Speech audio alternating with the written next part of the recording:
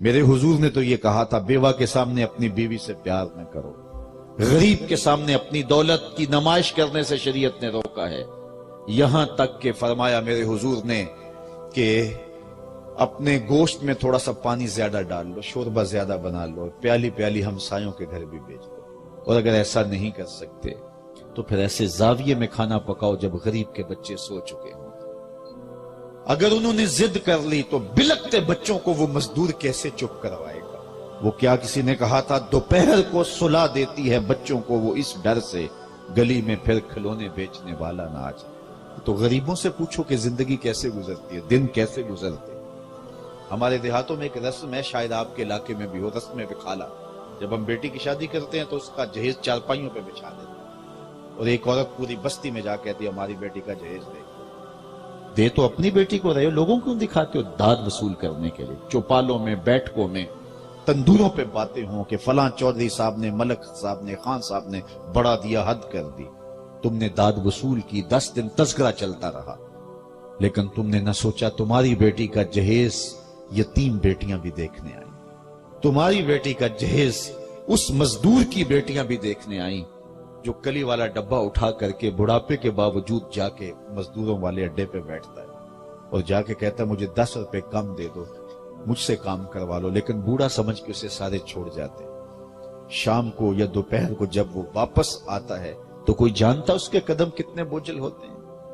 آج وہ بیوی سے وعدہ کر کے گیا تھا جو مزدوری ملے گی اس کا آٹا لے کے آؤں گا، اور آج جب وہ خالی ہاتھ جا رہا ہوتا ہے، گھر کی دہلیز اس کے لیے پلسرات عبور کرنے کی مترادف ہوتی ہے۔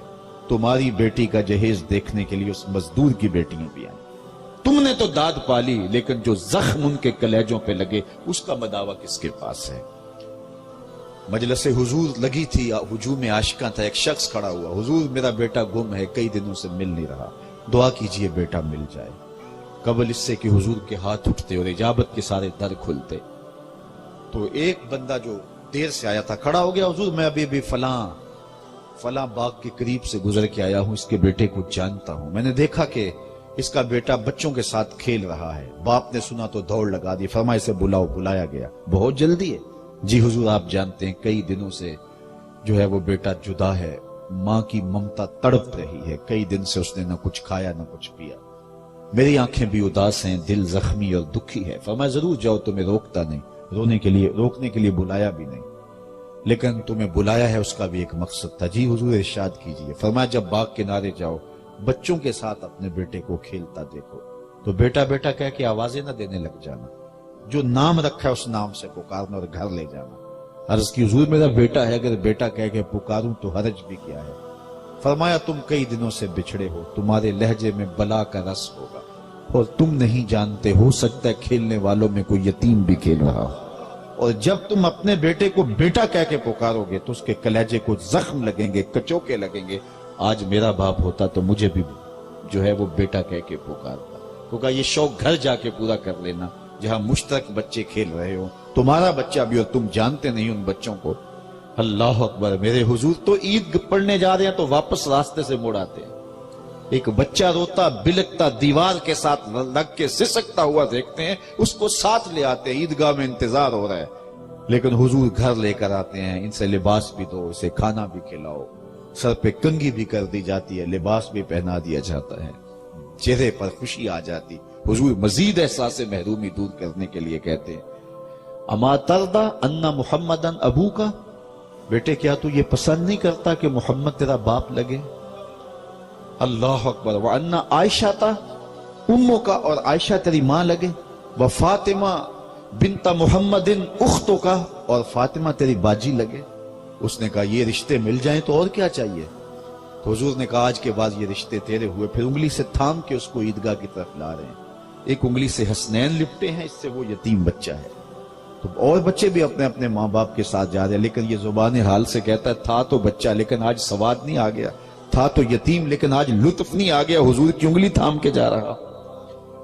لوگوں کے لیے اپنے رویوں کو ایسا نہ بنانا کہ لوگوں کے لیے تکلیف ہو، لوگوں کے لیے اذیت ہو، اپنے عمل کو خوبصورت بنانا، اور بس ہم نیکی کا سمجھ کے کام کر رہے ہوتے ہیں لیکن کئیوں کے دل دکھا رہے ہوتے ہیں، تو اپنے انداز کی خوبصورتی، اور اپنے انداز کا حسن اور اپنے انداز کا جمال جو ہے یہی میرے رسول کی دی گئی تعلیم ہے. تو وہ یتیموں کو دھکے دیا کرتے تھے اور کھانا تو دے دیتے تھے لیکن ان کو دوسرے درجے کا شہری سمجھتے تھے. اور میرے حضور نے کیا کہا؟ آنا وکافل الیتیم کہاتین یوم القیامہ. میں اور یتیم کی کفالت کرنے والا قیامت کے دن اس طرح ہوں گے جس طرح دو انگلیاں ہیں، اس طرح نیڑے ہوں گے. میں آپ سے پوچھوں کہ سب سے اچھا گھر کون سا ہے؟ میرے حضور نے فرما دیا کہ اچھا گھر کون سا ہے. کون سا گھر اچھا ہے؟ جو شہر کے وسط میں ہو، جو کسی عالی نصب کالونی میں ہو، جو نہر کنارے ہو، جو ساحل سمندر پہ ہو، جو بہت کشادہ ہو، جس گھر کے اندر جو ہے وہ بڑا مینا کاری کا کام ہوا ہو. کون سا گھر سب سے اچھا ہے؟ میرے حضور نے فرمایا سب سے اچھا گھر وہ ہے جس میں یتیم رہتا ہو اور اس کی عزت بھی ہوتی ہے. یتیم رہتا ہو اور اس کی عزت بھی ہوتی ہے. تو میرے حضور کا لایا ہوا دین تو اس معاشرے میں روشنیاں، نور، اجالے اور نکھتوں کے ماحول کو پیدا کرے گا. آئیے اپنی ساری زندگی حضور کے نام لگانے کا عزم کیجئے. ایک دن کے محفل میلاد سے حق ادا نہیں ہوگا. ساری زندگی حضور کے نام رہی. حضور جیئیں گے تو آپ کے لیے، مریں گے تو آپ کے لیے. اور جب ہم اپنا سب کچھ ان کی راہوں میں نچھاور کر دیں گے تو پھر جو ہم چاہیں گے کائنات کا وہی نظم ہوگا. اقبال کے سارے کلام کا رس نچوڑو تو جوس یہ نکلتا ہے کہ محمد سے وفا تو نے تو ہم تیرے ہیں. یہ جہاں چیز ہے کیا لوح و قلم تیرے ہیں. اقبال کہتے ہیں حضور سے وفا کر لو پھر قلم بھی تمہیں دے دیں گے. لوح یعنی تختی بھی تمہیں دے دیں گے، پھر قلم بھی تمہارے پاس ہوگا، تختی بھی تمہارے پاس ہوگی. جو لکھنا ہوا خود ہی لکھ لینا. بلکہ خدا بندے سے خود پوچھے گا بتا تیری رضا کی. یہ تب ہے جب حضور سے وفا کا رشتہ مستحکم ہو. اللہ ہمیں حضور کے لیے جینے، حضور کے لیے مرنے کی توفیق عطا فرما. جس محبت، جس الفت اور جس پیار کے ساتھ آپ جلوہ گر ہوئے، میری دعا ہے یہاں اٹھنے سے قبل حضور کے میلاد کی برکتیں اللہ آپ کے گھروں میں پہنچا دے اور اس درسگاہ کو، اس ادارے کو اللہ قیامت تک آباد رکھے. آپ کے شہر کی رونقیں سلامت رہے. میرے ملک کو امن کا نور دیا جائے اور یہاں دہشت گردی کے سلگتے الاؤ ٹھنڈے کیے جائیں. قوت عشق سے ہر پست کو بالا کر دے. دہر میں اس میں محبت